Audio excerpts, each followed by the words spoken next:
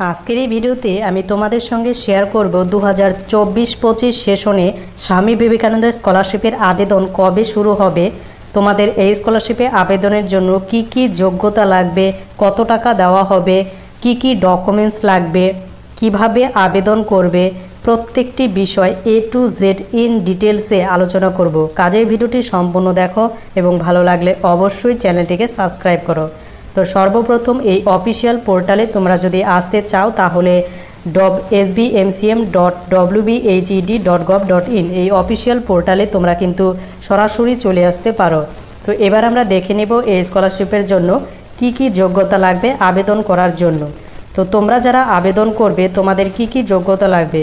তুমি যদি 2024 সালে মাধ্যমিক পরীক্ষায় পাশ করে থাকো এবং উচ্চ মাধ্যমিক পরীক্ষায় পাশ করে থাকো বা কলেজে পাশ করে থাকো এবং সেক্ষেত্রে তোমার যদি মাধ্যমিক বা উচ্চ মাধ্যমিকে মিনিমাম 60% মার্কস পেয়ে থাকো, অর্থাৎ তোমার যদি 60% ওপর নম্বর থেকে থাকে, তাহলে কিন্তু তুমি এই Swami Vivekananda merit cum main স্কলারশিপে আবেদন করতে পারবে। শুধুমাত্র এই 60% থাকলেই হবে না, তার সঙ্গে অন্যান্য যোগ্যতাগুলি লাগবে। তো কি কি যোগ্যতা লাগবে সেগুলি একে একে তোমাদের সঙ্গে শেয়ার করছি। দ্বিতীয়ত, তোমাদের যে ফ্যামিলি ইনকাম সেটা কিন্তু 2,50,000 টাকার কম থাকতে হবে। যদি এর থেকে বেশি থাকে তাহলে তোমরা আবেদন করতে পারবে না। এরপরে এখানে ইনফরমেশন দিয়ে দেওয়া হয়েছে যে the payment will be made directly beneficiary transfer only, অর্থাৎ টাকাটি সরাসরি ব্যাংক অ্যাকাউন্টে ক্রেডিট করানো হবে। তোমাদের ব্যাংকে কোনো অফলাইন প্রসেসে কিন্তু টাকা দেওয়া হবে না, তাই তোমাদের ব্যাংক অ্যাকাউন্ট থাকা কিন্তু ম্যান্ডেটরি। এবং এখানে অনলাইনে অ্যাপ্লিকেশন করার পর কোথাও কিন্তু হার্ড কপি তোমাদের জমা দিতে হবে না, অর্থাৎ অ্যাপ্লিকেশন।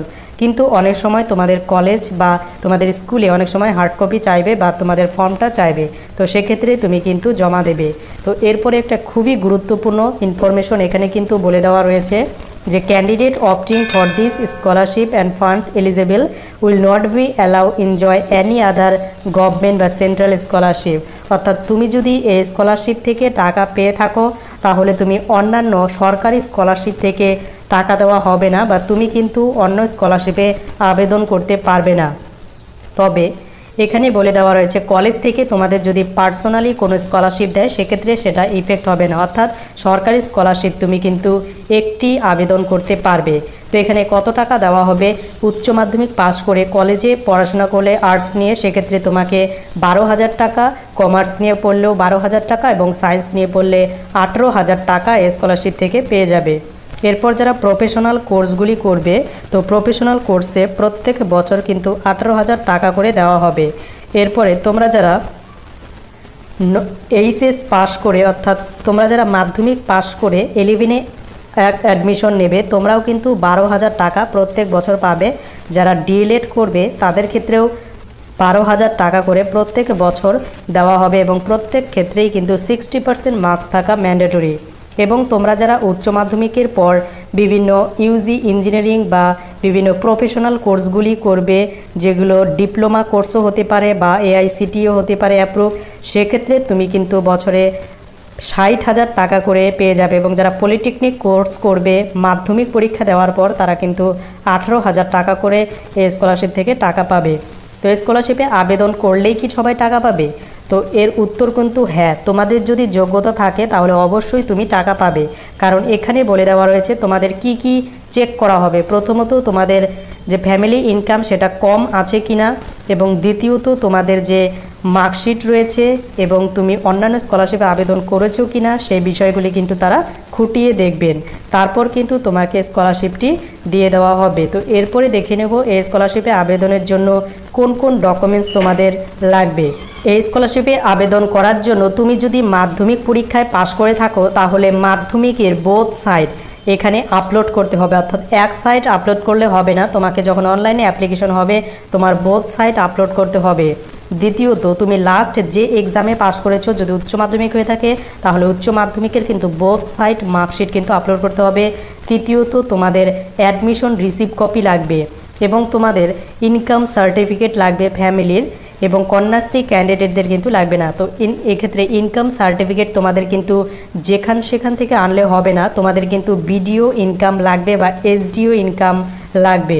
এরপরে তোমাদের কিন্তু ডোমিসিয়াল সার্টিফিকেট হিসেবে তোমার আধার কার্ড বা যে কোনো ডকুমেন্টস এখানে শো করাতে পারো। এরপর তোমার ব্যাংকের প্রথম পাতা যেটা আছে সেটা কিন্তু লাগবে। এবার বলবো যে স্বামী বিবেকানন্দ স্কলারশিপ 2024-25 সেশনে কবে শুরু হবে। তো এখনও কিন্তু স্বামী বিবেকানন্দ স্কলারশিপ থেকে কোনো ইনফরমেশন নেই, তবে প্রিভিয়াস ইয়ারে যেটা বোঝা যায় যে প্রত্যেক বছর যখন কলেজে অ্যাডমিশন এবং স্কুলের অ্যাডমিশন প্রসেস শেষ হয় তারপরেই কিন্তু স্বামী বিবেকানন্দ স্কলারশিপের আবেদন প্রসেস শুরু হয়। কারণ মাঝখান থেকে হঠাৎ করেই যদি স্বামী বিবেকানন্দ স্কলারশিপের আবেদন শুরু হয় তাহলে অনেক ক্যান্ডিডেট অনেকেই কিন্তু আবেদন করতে পারে না এবং অ্যাডমিশন প্রসেস শেষ হবে তারপর কিন্তু আবেদন শুরু হয়। তবে তোমরা ধরে নিতে পারো আগস্ট বা সেপ্টেম্বর মাসে কিন্তু শুরু হওয়ার সম্ভাবনা রয়েছে। তো যখন শুরু হবে তোমাদের জন্য অবশ্যই লেটেস্ট ভিডিও আনবো এবং স্বামী বিবেকানন্দ স্কলারশিপ সম্পর্কে তোমাদের যদি আরও ইন ডিটেলসে তোমার কোনো প্রশ্ন থেকে থাকে পার্সোনালি অবশ্যই কমেন্ট করে জানাবে।